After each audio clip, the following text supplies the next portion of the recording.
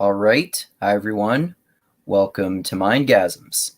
So, going to record another chapter of my novel called The Cold Darkness of the Night.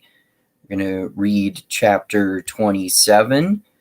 And this is my book that I've been writing about a man who was basically a mob enforcer, an enforcer for one of the local gangs, and basically leaves that lifestyle when his wife becomes pregnant with their daughter, but then he gets pulled back into it years later when their daughter gets kidnapped and slips instantly back into his violent ways. So let me just pull up a decent picture conveying what happens in this chapter, and that is basically that the main character, Michael, along with some thugs, go to torture this drug dealer's friend for information about his daughter's whereabouts. Okay, so, and that is Tuco pointing a gun at Saul in Breaking Bad, of course. All right, so here is chapter 27. John pulled his black Cadillac Escalade into the Blockbuster parking lot. All three men exited the vehicle, throwing their doors shut. They navigated through the sea of cars without breaking stride. Their footsteps reverberated off of the faded black pavement as they approached the store. The driver opened the door, holding it for Steve, with Michael bringing up the rear. Similar expressions of ruthless resolve were displayed on their faces. The door dinged as it opened. As the criminals stepped into the store, one of the three clerks behind the front desk made eye contact with each of them, smiling. He was in mid-conversation with a customer, and so were the other cashiers. John walked behind the counter and made an announcement. "Who's in charge here?" He planted his feet, crossing his arms in front of him while adopting a commanding tone. A middle-aged woman turned from her customer to address him. "I am, sir," she answered with polite professionalism. "If you'll just wait a minute, I'll be right with you." John casually closed the distance between them, invading her personal space. His voice became sinister. "You'll help me now. Just tell me if David Wazowski is working today." His eyes conveyed the danger within, daring her to defy him. They bore into her, breaking the barrier she had erected through years of dealing with difficult people. "He's in the back, on his break," the woman answered obediently, processing his body language. She pointed to a door. Her eyes had gone wide with terror. The words that she uttered were tiny and shrill, and she recoiled as she spoke. The predator gave his final orders, placing his hands on her shoulders and staring intently into her face. "Get everyone out of here right now, including you. Lock the doors on your way out." He addressed everyone in the store other than his partners, his voice becoming a booming bass. "And if anyone is fucking stupid enough to call the police, we're coming after all of you, all of your families, and everyone you know." The aggression in his tone peaked. "I don't care if only one of you is a filthy fucking rat. If we see a single cop, everyone dies. Now get the fuck out of here." John headed in the direction that the frightened woman had pointed as people vacated the premises. Steve and Michael fell in step behind him, entering the break room. The lead killer aggressively opened the black door. The lone occupant of the room stood up from a table in surprise without pushing back his chair, alarmed by the appearance of the mysterious group. His motion made his thighs bang into the bottom of the table. It nearly overturned, and two of its legs came crashing back to the ground with a loud thud. The chair skidded across the floor after his calves smashed into its legs, emitting an invasive scraping sound. David Wazowski regained his balance as he stumbled out of the ruckus. John questioned him with menacing authority after he had righted himself. "David Wazowski?" He came so close to him that the aroma of his cheap cologne became pungent. "Who wants to know?" the surprised cashier replied, his composure quickly fading. David had sandy, medium-length blonde hair. He was disheveled and looked unwashed. He smelled like he was in dire need of a shower. He was short and extremely skinny. His baggy, bright orange work shirt hung off of him like a tent. The old black slacks that he wore were way too big for him. His pale skin seemed to be getting whiter by the minute, and his gray pupils were dilated in fear. He shrunk back as the malicious criminal loomed over him. Steve stepped in front of him and punched David in the stomach with precision and power.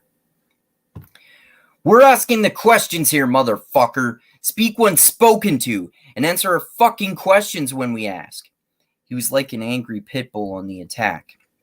Veins were popping out of his forehead and arms, and his muscles bulged as he grabbed his victim. Seething rage shone through his penetrating eyes. Every fiber of his being was infected with barely contained violent aggression. He was on the verge of foaming at the mouth and launching into a full-scale attack, tearing his unsuspecting prey to shreds.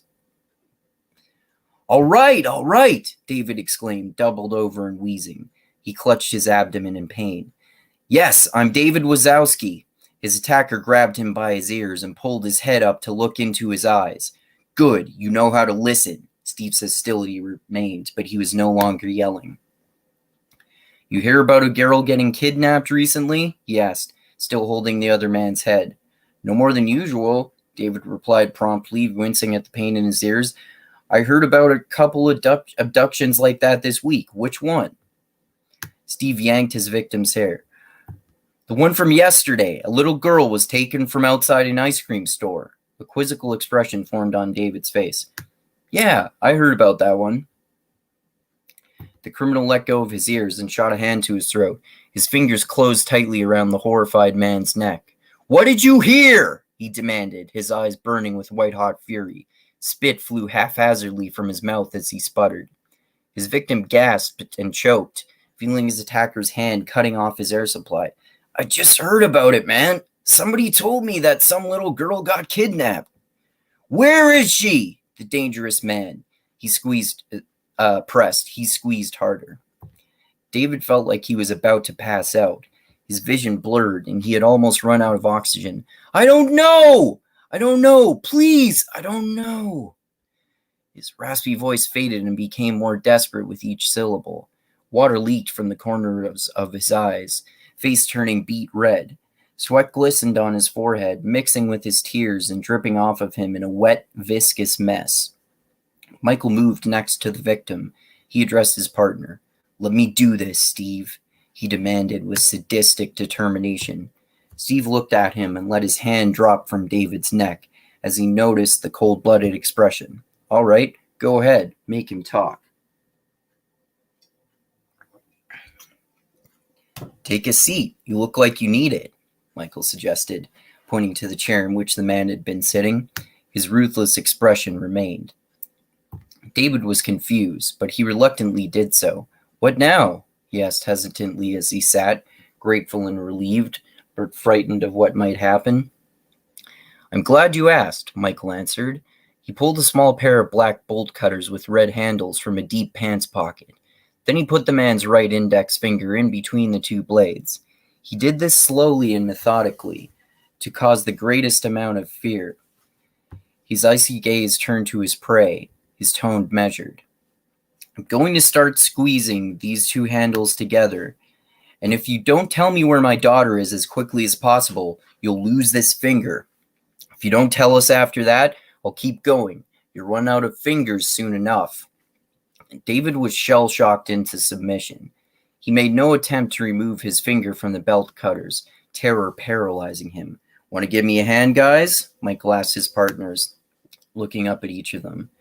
Coming out of mild shock, knowing what little they knew about their partner, they snapped into action. John pulled out his handgun, pressing the cold metal against the side of David's head. Steve held his trapped arm in place. Okay, David, warned the man holding the bolt cutters. I'm starting now. You better talk, motherfucker. He sounded like a venomous snake, quiet, and poised to strike with deadly force. Please, the tortured man desperately begged with potent dread. I don't know where your daughter is. I have no idea. He gazed into Michael's eyes, pleading for pity. Don't do this. The criminal had no compassion for this man. His thoughts were laser-focused on doing whatever it took to save his daughter, regardless of the cost. He squeezed the bolt cutter handles together, focusing his brutal gaze on his victim's finger. It turned white as the blade slowly pressed into it. David flinched in spasm, struggling to free himself from the agony, Fear poisoned every cell in his body. No! Please! He had never been more panicked in his entire life. Tears streamed down his face, and he was saturated with sweat. He whimpered, flailing around as he helplessly begged for mercy. His body and mind were weak and broken. Fear and melancholy pulsated through his face. John shoved his black Beretta 9mm more forcefully against David's head. You better shut the fuck up, idiot! He pistol whipped him on his cheek for emphasis. Steve struggled to hold the man's arm in place. The resistance ended as soon as he was struck. Thank you, he said to his partner with relief, looking up at him. This motherfucker is a handful. David moved as little as he could. He only flinched and shuddered slightly while the tool closed on his finger. A prominent welt stretched across his cheek. The bruise nearly covered half of his face and was already swelling. A cut had formed over the top of the welt where the gun had hit. Blood oozed and dripped from it, covering almost half of his face with streaks of crimson. He felt dazed and looked away from his finger as the man kneeling in front of him sheared it off. Michael exerted more force into the bolt cutters, knowing that once he got through the flesh, the bone would be more difficult to sever. He watched the finger turn whiter and whiter as he put more pressure into it. Maintaining precision, he did this as slowly as possible. Inflicting maximum pain was his goal, since this parasite could have had something to do with his daughter's disappearance. David's finger bled as the blades cut into it.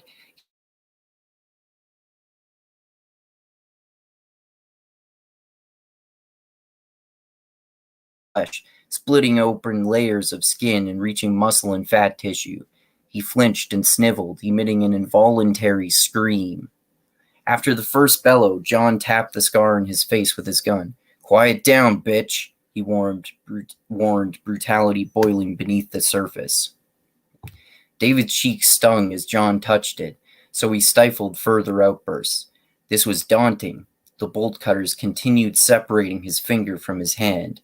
They had gotten halfway through the tissue covering his bone. Michael got amped up, exerting himself more as he got farther into his prey's finger. A large amount of blood started spurting as tendons, nerves, muscle, and fat were ripped apart. The volume of thick red liquid increased as the finger got closer to mutilation. Tremors shot through David's entire body, which he reduced along with his whimpers as much as he could. The pure, unadulterated pain was getting unbearable. He thought that he might black out. His agony was a volcano's lava, slowly rising, increasing in furious heat and intensity. The devastating river within would stubbornly boil and froth out of the top. It would end in a crescendo of violent eruption, spilling out and exploding into the world, annihilating anything in its path. David's blood began coagulating, making it burst forth in a thick sheen of stuttering crimson globules. Michael had nearly reached the bone. He injected maximum strength into the bolt cutters, starting to sever the cartilage. His victim silently sobbed, sweating profusely, his body racked with small, involuntary convulsions. His face was beet red, causing the blood, sweat, and tears on his face to glisten in acute contrast.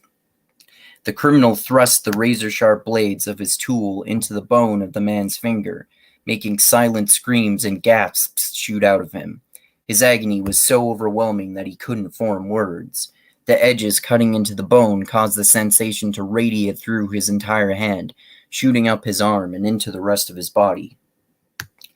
David looked away from his maimed finger, fighting off a gag reflex. Fleeting glances at it made bile build up in the back of his throat, threatening to burst in a fountain of fetid vomit.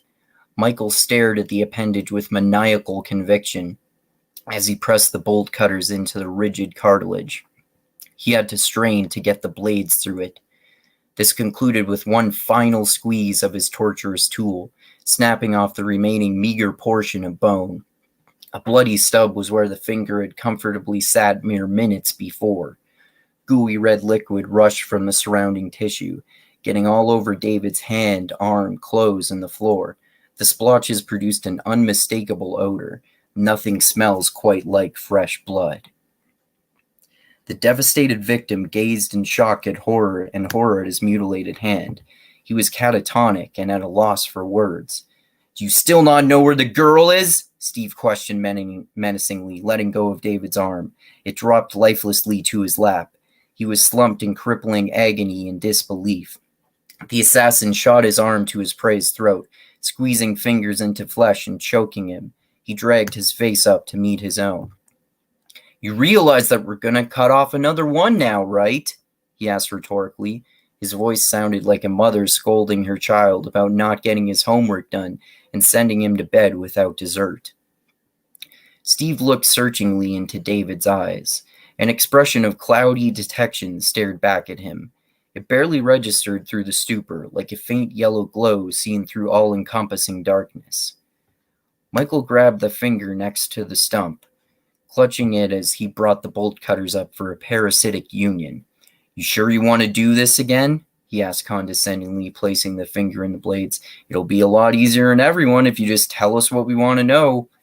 David stayed withdrawn into himself. His torturer shook his head with regret and started closing the edges of the tool on his finger. Such a waste. "Wait!" the victim pleaded. The bolt cutters had barely broken the skin, snapping him into sharp awareness. "I'll tell you what you want to know," he conceded. Michael halted the tool, keeping the gun pressed against his prey's temple. John swiveled to stand in front of him. "So talk," he commanded, aggressively shoving the barrel of his Beretta into the man's forehead. David recoiled, slipping back into paralyzing fear. He curled up as much as he could while sitting in a chair, looking like a frightened animal retreating in on itself. His words trembled as he spoke. "Rosario Kelly had the girl kidnapped." He rotated his eyeline from John to the man in front of him. Michael released his prisoner's finger, allowing his hand to drop. The bolt cutters hung leisurely at his side. Rosario Kelly was the infamous leader of a rival gang. He was renowned for his unflinching brutality and for ignoring the unspoken rules of other criminal organizations. Most had a moral code, but Rosario had no qualms with killing women and children and attacking people's families at their houses. He was ruthless. There was no line that he wouldn't cross. The man with the mutilated finger confirmed Dr. McTeague and Michael's suspicions. David flinched when his hand was freed, then kept talking. "He said we should take her to an old abandoned warehouse that he owns." Michael's focus morphed into rising anger. His eyes betrayed his feelings, his entire body getting visibly more tense by the second. Fists clenched, muscles constricted, and blood rushed into his veins. "It's off I-93. I can give you directions," continued the crippled man fearfully. The rising infuriation of his attacker reached a peak. He exploded, lunging at David and putting his full weight into a punch. His fist slammed into his cheek, launching him off of the chair. "You motherfucker!" Michael roared, momentum making him stumble a few steps past the wobbling chair. He righted himself, then knelt down and straddled his prey.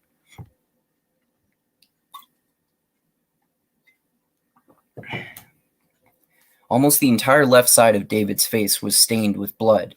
The punch had reopened the cut from John's gun.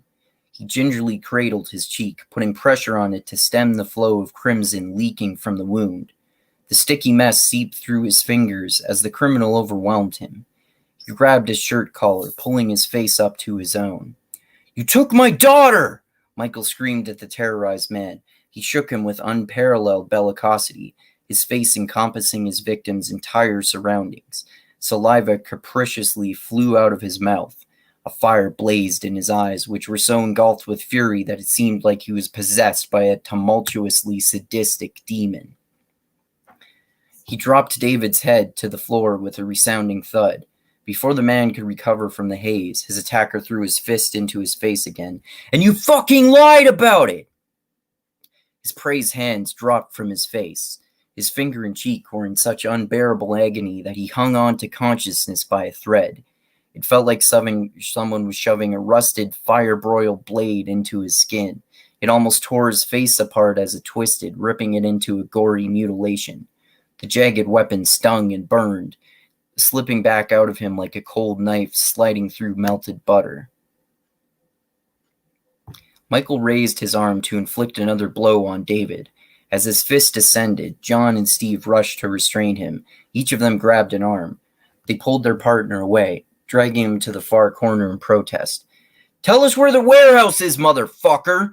he demanded as he struggled to break free of Steve and John. He violently writhed and juddered, trying to get loose for long enough to leap toward his victim and punish him. This was futile since the strength of the two criminals was too great to surpass.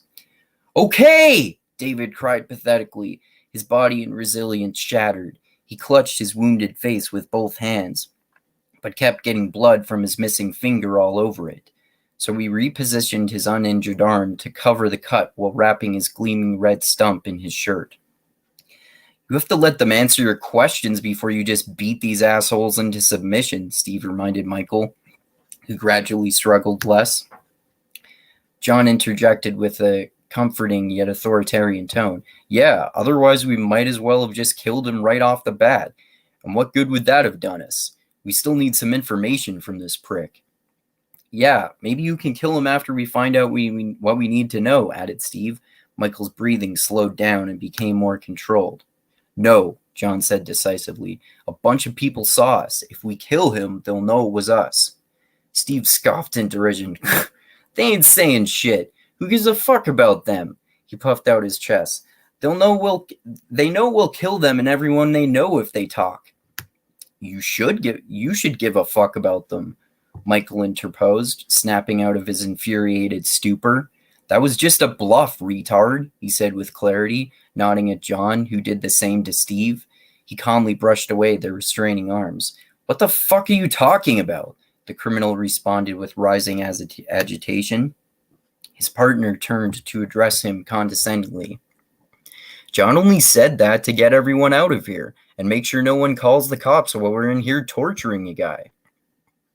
We could find out where the employees live and kill them, but we might not be able to find all the customers. Plus, if someone dies after ratting us out, obviously that'll raise a lot of suspicions, which we definitely don't need. We don't need to pile trouble from the cops on top of us already raising tensions with the gangs." "Exactly," John agreed, planting his feet and crossing his arms. "So let's find out where the warehouse is, then get the fuck out of here," he ordered. "All right," Steve reluctantly conceded, moving to David. He gripped his neck and yanked him off of the floor. "Where's the fucking warehouse?" he screamed in his face. Both of her hands were wrapped around his throat, squeezing with tremendous power. David wailed in agony and despair. His disheveled hair stuck up at muddled angles, and it was drenched in glistening sweat. The perspiration dripped from his messy mane, splotches covering his face. Tears from uncontrollable sobbing meshed with the sweat in a gooey mess. His complexion turned a darker shade of red. He choked and sputtered, attempting to speak, but only producing incoherent grunts. His vision blurred at the edges, imperfections spreading toward the center of his gaze. The hazier his eyesight got, the closer he felt to slipping out of consciousness.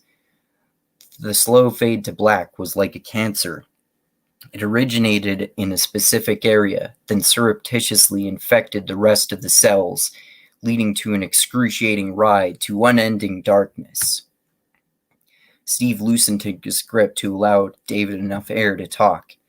He gasped in exhilaration as oxygen leaked into his lungs, then answered as soon as he had his voice. "It's on Dryer Road, off Highway I-19, he offered hoarsely. "Go about 5 miles down that road, and it's on the right. You can't miss it." All right. So that is chapter 27 of The Cold Darkness of the Night. Thanks everyone for watching. And if you want to read these in written form, check out my blog, mindgasms.bplifetime.com. I have way more published on there than the number that I've read on here. And I'll include that in the link for the description of this video, as I always do. And yeah, many more chapters to come. A lot of them are shorter than that, but that one is longer than the others. But yeah, like I said, there are many more chapters in the book. And yeah, so on Sunday, I'm going to do a podcast with Dusty and Tristram. We're going to talk about the third book in the First Law trilogy called Last Argument of Kings, which is the final one in that trilogy, and is the awesome grim dark fantasy book by Joe Abercrombie about assassins and murder, betrayal, war, and all kinds of awesome stuff. So look forward to that. And I think tomorrow I'm also doing a podcast with Chris James, aka Tubin, we're talking about the this sort of like IDW or intellectual dark web infighting and feuds between Brett Weinstein and Sam Harris about the COVID vaccines and ivermectin. And Brett Weinstein has been expressing a lot of hesitancy about the vaccines for various reasons. And Sam Harris has heavily criticized him for that. And they've been going back and forth about it. So we're going to talk in more detail about like the issues of the COVID, the vaccines, ivermectin, and all this like YouTube drama back and forth between them. So that'll be exciting. And yeah, like I always say, I love you all. Keep being the tiny beam of light that shines through the almost impenetrable darkness in the universe. And most importantly, always remember this: the funk cures all, and groove is in the heart. And read awesome books like this one, my book, The Cold Darkness of the Night, and the First Law trilogy, and countless others. Oh yeah, and also, please, if you haven't done so already, thanks for subscribing to my channel, clicking the like button on this video, click that bell to be notified when I come out with new videos, share it everywhere, Twitter, Facebook, everything else, and Instagram and whatnot. And yeah, if you want to give me money on Patreon, which I always greatly appreciate, there'll be the link for that in the description of this video, as there always is on Mindgasms. And yeah, all right. Adios until next time, everyone.